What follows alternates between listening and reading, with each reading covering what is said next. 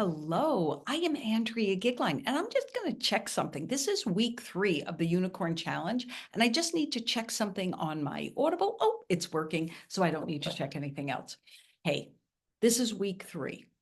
We're up to numbers of 15 to 21, and I'll go over those in a minute, although I know you know how to read. I know you know how to watch the 1-minute videos.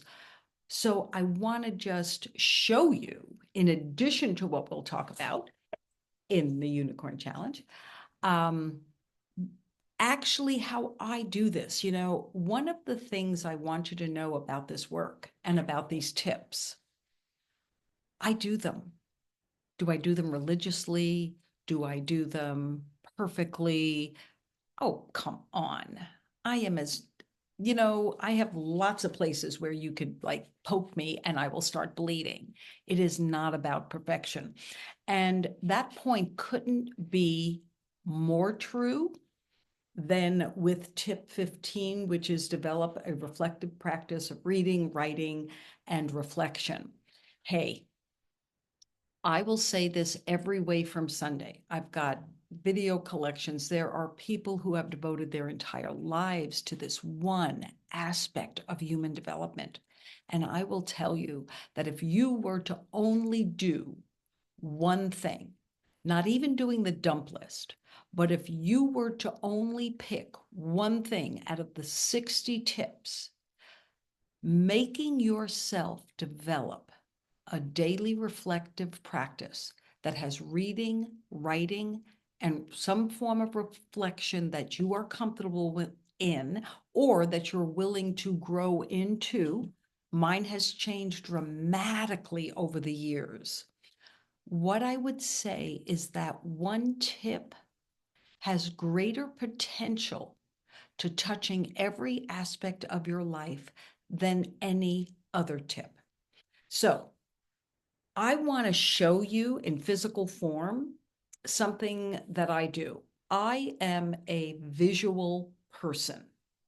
That means in order for me to do stuff like this, like the reason I make lists is because I am a person who relates to lists, but it also has significant science behind it. There are many people who don't have that, and I will now turn off my phone and make it go silent. Um, I didn't make a list to do that. I set and establish a way that I can engage with my goals on an ongoing basis. I have a habit, and I started this maybe 3 years ago, where I have printed up every quarter these books, maybe 3 a year. But what I do is use photos of what's gone on in the last X amount of months since the last one that I did, so that as I am working towards my goals or that boring list of daily crap that you have to do to ever get to your goals, I see what's important to me, what I experienced and what I believed was important to me. So it becomes a great reminder. So when I'm saying, who are your 5 people that push you forward and who are the 5 people that you've helped, all of those things from the other tips, I can answer that. And I have a daily reminder. The other thing that I will show you that I do, because like this book doesn't allow for it, I actually type up my dump list and I then scotch tape it into there. So the major dump list for every section. Now I do this frequently. I can pull this out and very easily attach another, but it allows me to have with me so that when I have wandering time during the course of a day, I don't always just have to look on my phone. I mean, many people love the flatness and can relate to the flatness of the screen. I like a break from that. My brain likes to see bigger movement. It likes to see more texture is the best way that I can explain it. So know that these, 15 to 21, the one that sticks out is number 15 for me. And that is the one about developing that lifetime habit of reading, writing, and reflection on a daily basis. That's claiming your territory. There is another point within these that really I'm grabbing back from the other weeks that I want to bring out again. Know that this work is really the precursor to you being willing and able to dream bigger in your life. This honestly isn't about achieving the big next things.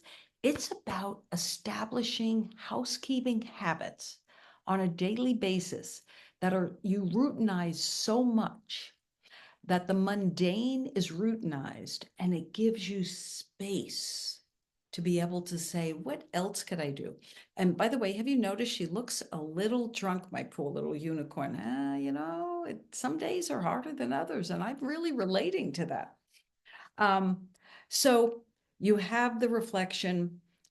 Use inspirational books as a random opening. Of course, I would love to tell you, use my Don't Die books. I have lots of quotes. I put quotes in the Unicorn Challenge for that reason. I could say very easily, just, randomly on your computer, pick any page where there is a quote and just reflect on that. You will surprise yourself how quotes you stop on have a place in your life on that given day. Then there's the habit of allowing others to help you. This is like, it takes a long time to develop this habit. But I had a great example this week for myself. I have a husband who can't travel with me. I like to do a lot of visiting and traveling. Our son is now retired from his career, and he said, I could pop in and I could do that.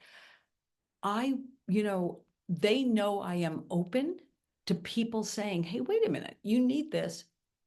I can do that for you. That's an incredible habit to develop. It took a while. People wouldn't have thought that about me 30 years ago. The sooner you learn how to ask for help and receive help, the better off you will be. Because quite honestly, we're all willing to give help really quick. If you learn how to receive it, again, you'd be amazed what your life will do. 18, in my little chart, in my little book, sometimes I pause in the middle of a day if things, and trust me, it's when it's gone really well. And I'm kind of surprised with some good things that have happened. I'm going to admit it. I get surprised as much as anybody else when stuff goes right.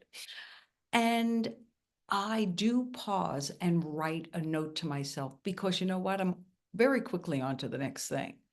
And it's a good reminder of what actually the progress that I am making along the way. No one can do this work for you. No one can live your life for you.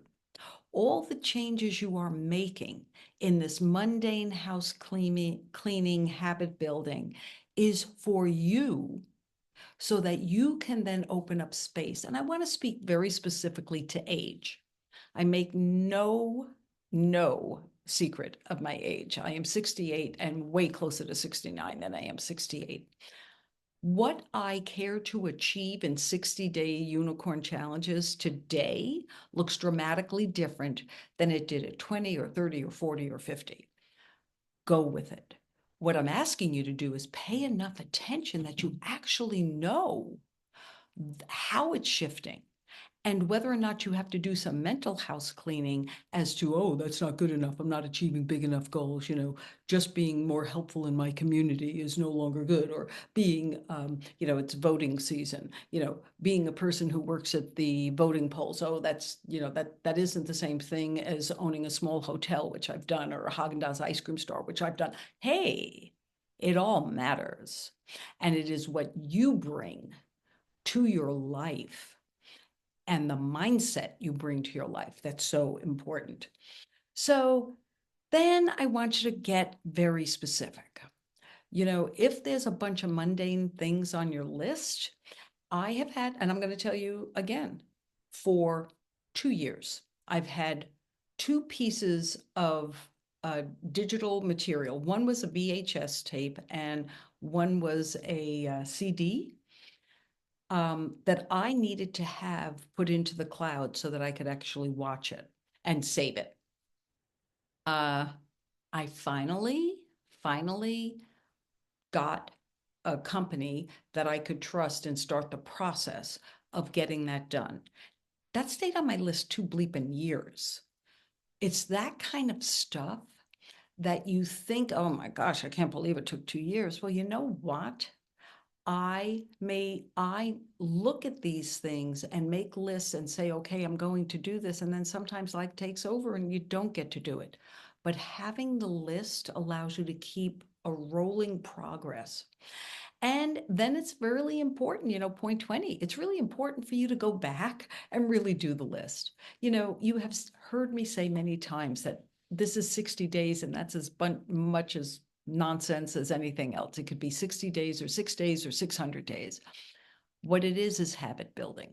What it is clearing your mind, the cobwebs out of your mind, which is the mundane things we do every single day, and putting it in such a rote type of order that you then begin to open up the space. And again, I'll tell you, in January, I'm going to be using the book Conscious Luck and talking and setting schedules on how do you allow yourself in your late 60s, in your 70s, in your 40s to begin to dream bigger.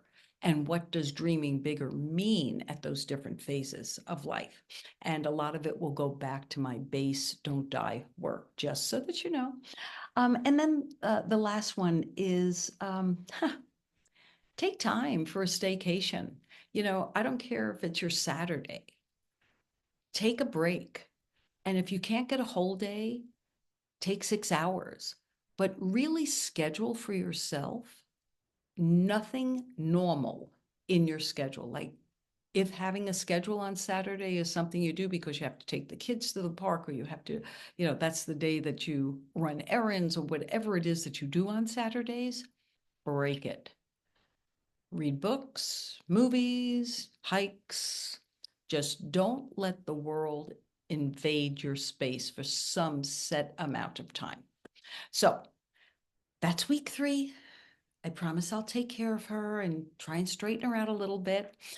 Most importantly, it is for you to begin to put you first and foremost. And by doing that, as I say in all of my shorts, if you do the work, it works. So I'm just going to leave it right there. We've concluded week 3.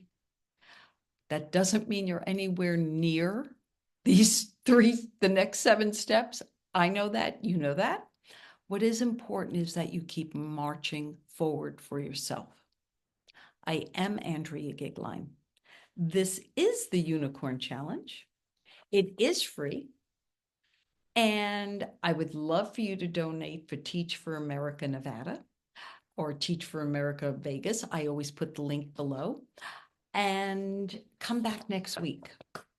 I would love to have you develop the discipline for yourself of allowing yourself 15 minutes to listen to this video and do the work, because that's all it takes to get started. Thank you. Have a beautiful day.